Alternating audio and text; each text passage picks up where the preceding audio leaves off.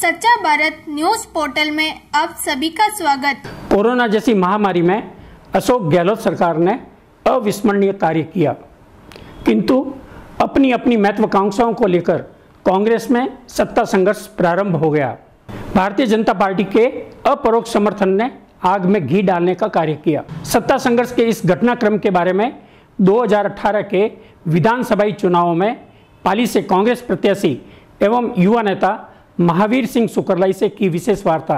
पेश है रिपोर्ट। राजस्थान के अंदर माननीय अशोक गहलोत जी के नेतृत्व में कांग्रेस पार्टी की सरकार बेहतरीन काम कर रही थी। कोरोना के अंदर जो उन्होंने काम किया मुख्यमंत्री जी के नेतृत्व में पूरी सरकार ने, उसकी सराहना पूरे देश ने, पूरी दुनिया भर में हो रही है। और इस कोरोना जैसे भयंकर महामारी आपदा से जब पूरा देश और दुनिया और हमारा प्रदेश भी जूझ रहा है, सरकार कोरोना से आमजन कैसे बचे, जो कोरोना संक्रमित हो गए वो उनको इलाज कैसे मिले, और इस महामारी आपदा में जो हमारा व्यापार ठप हुआ, जो नुकसान आमजन को और गरीब को हो रहा है, उसकी भरपाई कैसे हुई।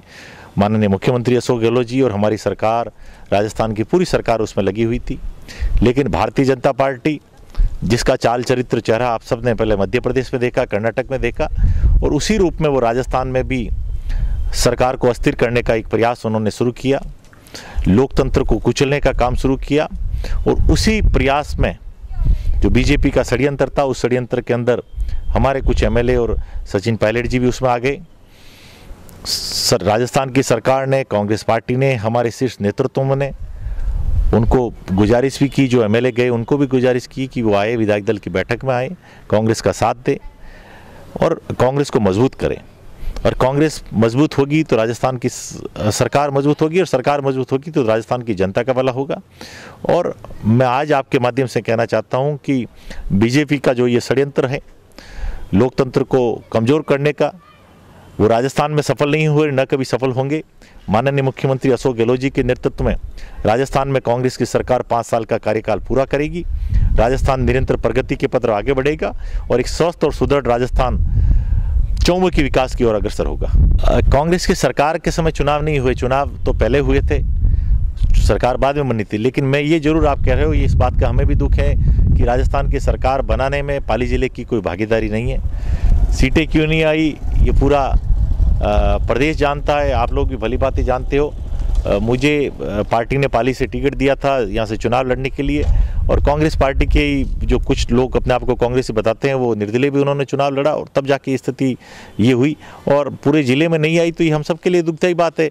हम तो ये कोशिश में लगे रहते हैं, चुनाव हारने के बाद भी मैं तो मेरी विधानसभा क्षेत्र के गांव-गांव, ढाणी और पाली शहर में जा रहा हूं। कोरोना के समय भी माननीय मुख्यमंत्री जी अशोक गहलोत जी के मार्गदर्शन के अंदर हमने, चाहे खाद्य सामग्री के किट बांटने हो, चाहे जो प्रवासी लोगों को लेकर जो ट्रेनें रवाना हुई, वहाँ पर ट्रेनों के अंदर मिनरल वाटर देना हो या उनकी कोई व्यवस्था करनी हो, पक्षियों के लिए भी हमने काम किया, मूक पशुओं के लिए गौशालाओं में चारा भी भिजवाया। और उसके बाद में तो हमारी विधानसभा क्षेत्र के रोहित उपखंड क्षेत्र के मनरेगा श्रमिकों को मास्क वितरण का, उनको जूस पैकेट वितरण का काम भी मैं लगातार कर रहा हूं। मुख्यमंत्री जी ने कोरोना जागरूकता अभियान चलाया तो उसकी भी अपील और होर्डिंग और पैम्पलेट जगह जगह हम वितरित करने का प्रयास कर रहे हैं, और पूरे आम जन तक और टोटल मनरेगा श्रमिकों तक पहुंचने का प्रयास हम लगातार जारी है।